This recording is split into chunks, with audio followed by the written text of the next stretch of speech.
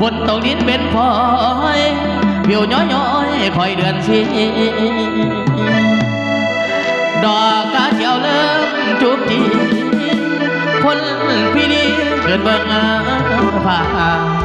ยามเดือนหาตั้งท่าบ้านละคิดเห็นเด้คิดเห็นสาวผู้นั้นที่เคยหักโลกยิ่งเที่ยวเคยเดินรวมทางที่เที่ยวป่ากะเที่ยวแต่เขานั้น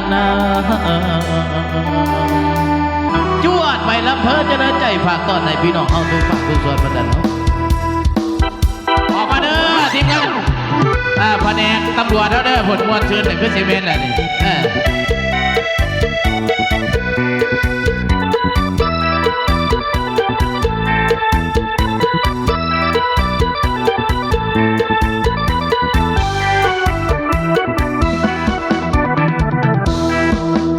ฝนตกลงมาพอยเดือนสามพอยย้อยห้ำดอกบัวยีดพอผู้สาวเคยควงไปอยู่เมืองหลวงตั้งแต่ปลายปีก่อนเคยเก็บดอกกระเจียวด้วยกันคนป่วยปีนั้นอยู่ที่หัวน้ำดอกกระเจียวเขียวแดงอ่อนซอนเอาดอกเอานอนมาลวกกินกาบนเอาดอกเอานอนมาลวกกินกาบน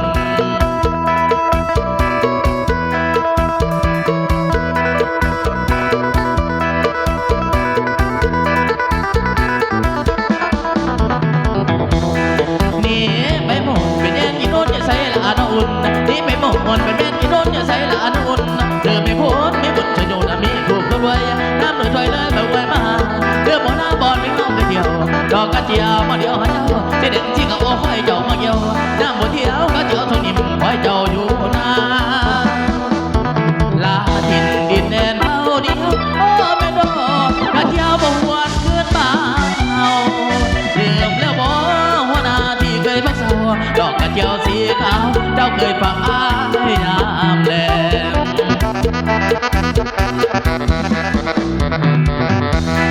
ไป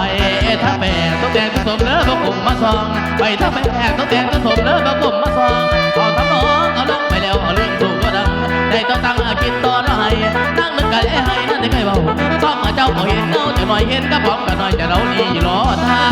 งดินดังแล้วลืมทางที่เคยเที่ยวโอ้ไม่ดอกกระเจียวลืมท้องนาเราแล้วลืมใดคนตูกินน้อยให้คอยน้ำตาดินใดจะคู่กับเจ้าอยู่จังใดจดหมายบอกมา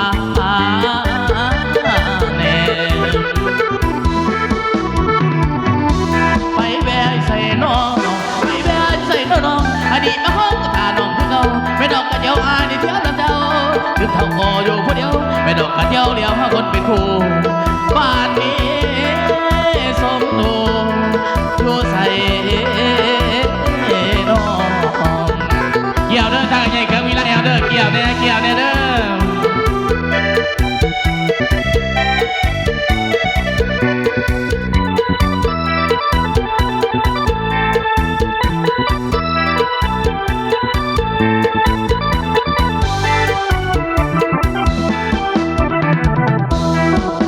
ดินดังแล้วลืมทางที่เคยเที่ยวโอ้ไม่ดอกกระเจียวลืมท้องนาเราแล้วลืมใด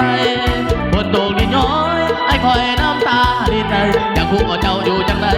จดหมายบอกมาหาแน่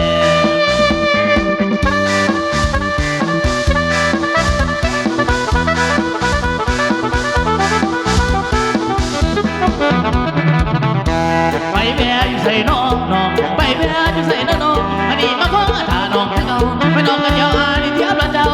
ซึมเศร้าอ่ออยู่ผู้เดียวไม่ดอกกันเที่ยวเดียวห้าคนเป็นคู่บ้านนี้สมตูอยู่ใส่น้องเอาเจ้าให้สองส่วนเด้อสองเพลงสอนเด้อ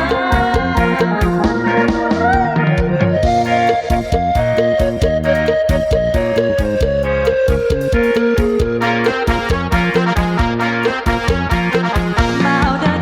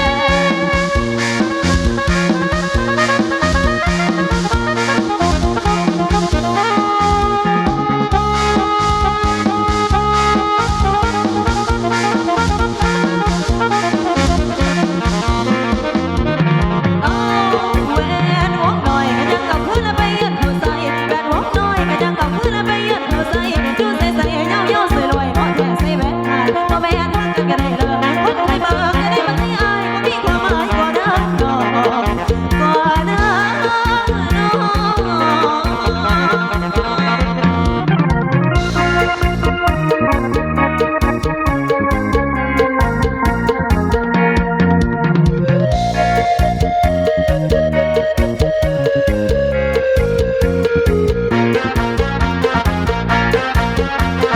บ่าวเดินนี้สาวผู้งา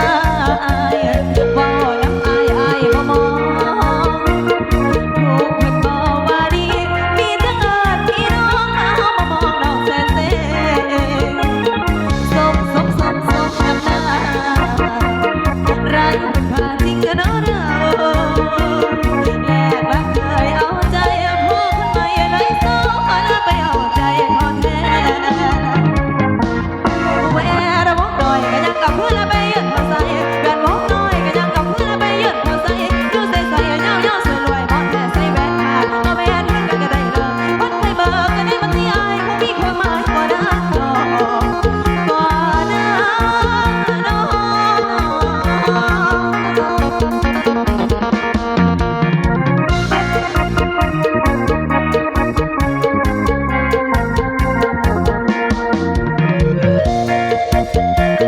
ไอ้ยัยที่พันก็เกี่ยวขนาดวันนี้อ้าวมวนซื่นกันนะเมืองมวนมือซื่นวันนี้